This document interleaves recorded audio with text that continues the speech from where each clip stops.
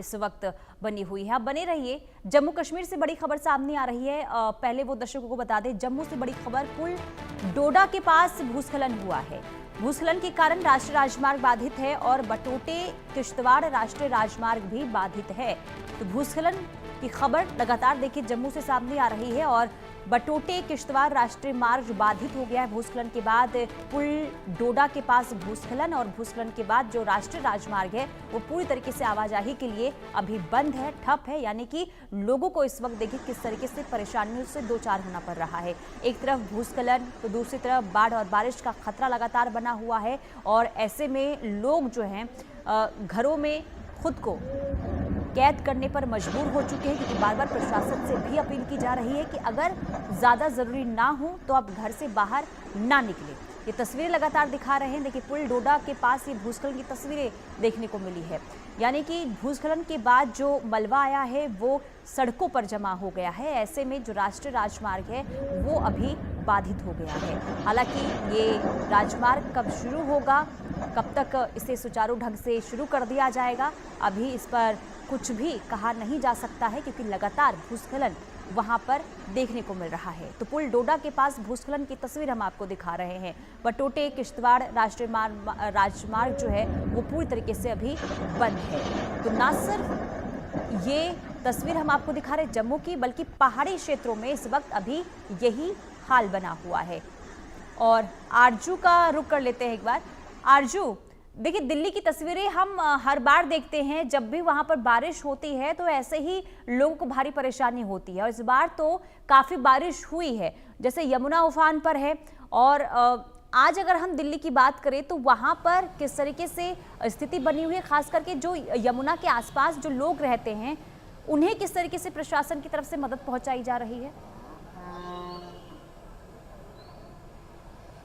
जी बिल्कुल, देखिए अगर फिलहाल आज के मौसम की बात करें तो कहीं ना कहीं मौसम जो है वो आज का फिर भी सही नज़र आ रहा है। खुला हुआ मौसम जो है वो आज राजधानी का नज़र आ रहा है, धूप खिली हुई है, लेकिन फिलहाल बारिश के आसार जो है वो जताए गए हैं। लेकिन अभी अगर सुबह की बात करें तो आसमान जो है वो साफ नज़र आ रहा है। इससे एक बड़ी राहत कहीं ना कहीं मिली है, क्योंकि वाटर लेवल पहले से ही काफ़ी ज़्यादा ऊपर बह रहा है, डेंजर लेवल से ऊपर है। इसके बाद क्योंकि जब 206 पहुँच जाता है उसके बाद इवैक्यूएशन जो है अब वो शुरू हो जाता है। यानी कि अगर इवैक्यूएशन की बात करेंगे तो लगातार इवैक्यूएशन जो है अब वो जारी है। ऐसे में आप तस्वीरों में देख पा रहे होंगे, चाहे वो बच्चे हों, बुजुर्ग हो, महिलाएं हो, हर कोई जो है वो इस वक्त यहाँ पर अपना सामान लेकर पहुंच गए हैं और साथ ही अपने पशु जो यहाँ पर वो पालन करते हैं, पशु पालन करते हैं, वो पशुओं को भी लेकर यहाँ पर लोग जो है वो पहुंच गए हैं। कुछ लोग मौजूद है, उनसे भी बातचीत करने की हम कोशिश यहाँ पर जरूर करेंगे। भैया आपसे जानना चाहेंगे कितनी मुश्किलें हो रही है यहाँ पर आप?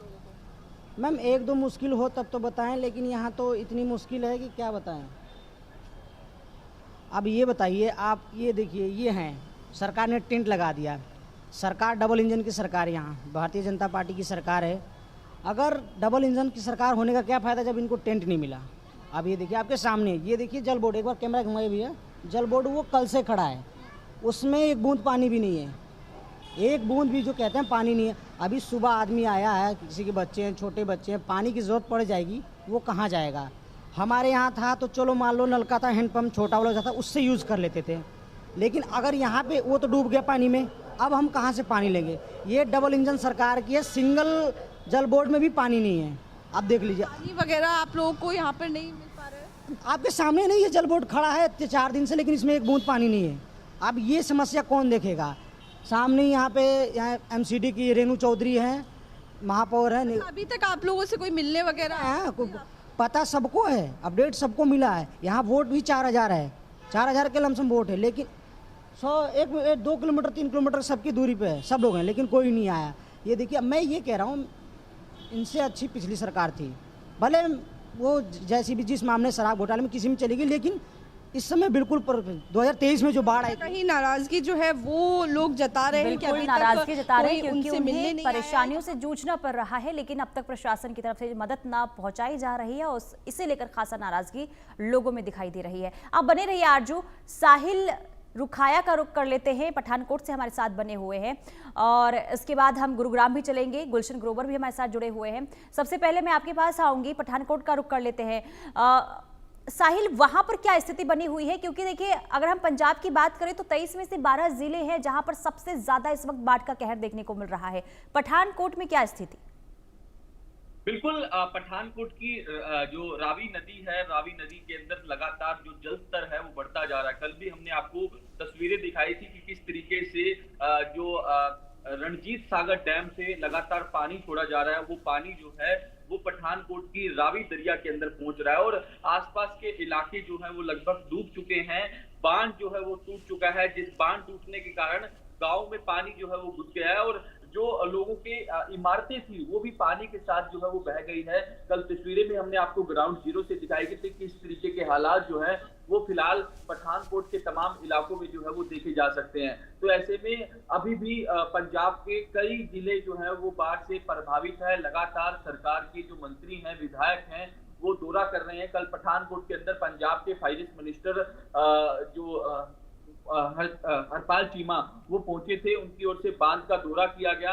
लोग खुद ही बांध बनाने में जुटे हुए हैं। कल तस्वीरें भी आप साफ तौर पर देख सकते हैं, पठानकोट के अंदर लोग अपने स्तर पर बांध बना रहे हैं ताकि ये पानी जो है वो गांव की तरफ रुक ना कर सके, क्योंकि कई इलाके जो है वो पूरी तरीके से डूब चुके हैं। कई इमारतें हैं जो पानी के साथ बह चुकी है। काफी भयावह मंजर जो है वो पठानकोट के अंदर देखा जा सकता है। आज भी लगातार पठानकोट की रावी दरिया के अंदर पानी जो है वो लगातार बढ़ रहा है। ऐसे में लोगों की चिंताएं जो है वो बढ़ गई है। एक राहत की खबर ये भी है कि अब बारिश जो है वो नहीं हो रही। हालांकि सुबह रुक रुक कर बारिश हो रही थी, लेकिन अब जो है मौसम साफ दिखाई दे रहा है। दूसरी तरफ पंजाब पुलिस भी जो है वो अब पंजाब के लोगों के साथ खड़ी होती हुई नजर आई है, क्योंकि पंजाब के डीजीपी की ओर से एक एक्सपर्ट ट्वीट किया गया कि जो तमाम आईपीएस अधिकारी हैं वो अब एक दिन का वेतन जो है वो जो बाढ़ पीड़ित है उनको देने का काम करेंगे। यानी कि मुख्यमंत्री राहत कोष में ये एक दिन का वेतन जाएगा और उसके बाद ये आगे जो जो लोग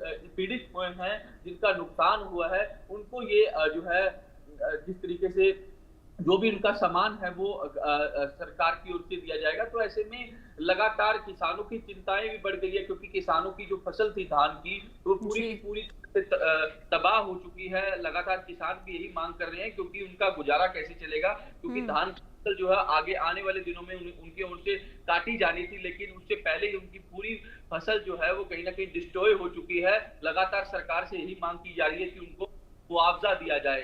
पर पंजाब सरकार भी लगातार केंद्र सरकार से एक विशेष पैकेज की मांग कर रही है कि उनका जो 60,000 करोड़ रुपए का बकाया है वो जल्द से जल्द दिया जाए।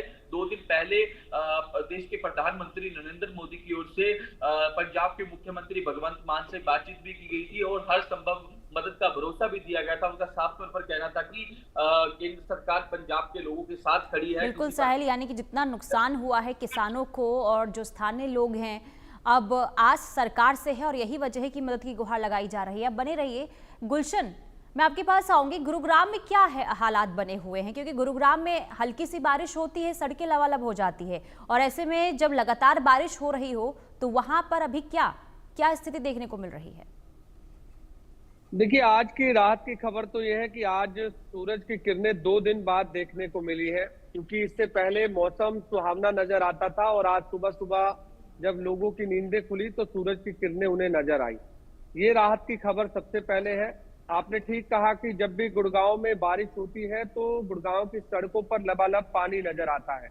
सोमवार की बात करें तो सोमवार को लगभग 138 mm बारिश जो है गुड़गांव में हुई, जो सबसे अधिक जो है वो दर्ज की गई, क्योंकि प्रशासन को भी अनुमान नहीं था कि इतनी तेज बारिश गुड़गांव में होगी और इतने mm बारिश होगी।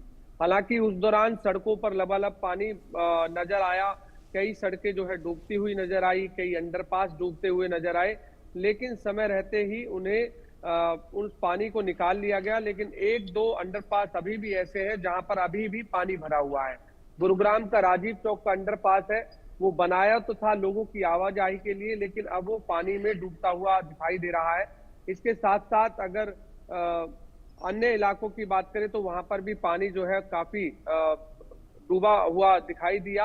कल मंगलवार की बारिश थी, मात्र गुड़गांव की बात करें तो 10 mm बारिश जो है कल गुड़गांव में हुई। हालांकि जैसे ही बारिश हुई फिर सड़कों पर पानी तो जरूर नजर आया, लेकिन उसके बाद जो पानी है वो बह गया। आज की बात करें तो आज किसी भी तरह का कोई बारिश का अनुमान नहीं है, लेकिन अभी तक तो सूरज की किरणें निकल रही हैं। अब आगे क्या बारिश होती है, फिर दोबारा से क्या सड़कों पर पानी भरता हुआ मिलता है, ये देखना होगा। क्योंकि गुड़गांव की जो सोमवार की बारिश से किरकिरी हुई है, चाहे वो ट्रैफिक व्यवस्था को लेकर की बात हो या फिर गुड़गांव में जल भराव को लेकर बात हो, हर बार मानसून की बारिश में हम देखते हैं कि गुड़गांव में जल भराव होता है। अधिकारी दावे करते हैं, वादे करते हैं कि इस बार मानसून की बारिश में जल भराव नहीं होगा, लेकिन फिर भी होता है। गुड़गांव एक ऐसा जिला है जो हरियाणा को सबसे ज्यादा रेवेन्यू देता है। 60% रेवेन्यू केवल एक जिला देता है, उसके बावजूद भी यहाँ पर जो इंफ्रास्ट्रक्चर है वो साफ तौर से नजर आता है जब भी बारिश होती है। ड्रेनेज व्यवस्था बिल्कुल चौपट हो चुकी है। ड्रेनेज व्यवस्था बिल्कुल, ठीक ड्रेनेज नहीं है, जिसके व्यवस्था कारण सड़कों बिल्कुल पर पानी जो चौपट है और ये पहली बार नहीं है, हर बार यही तस्वीर देखने को मिलती है। और जैसा आपने कहा कि दावे तो बहुत किए जाते हैं, लेकिन एक बारिश में इन दावों की पोल खुल जाती है। बहुत शुक्रिया गुलशन तमाम जानकारी के लिए।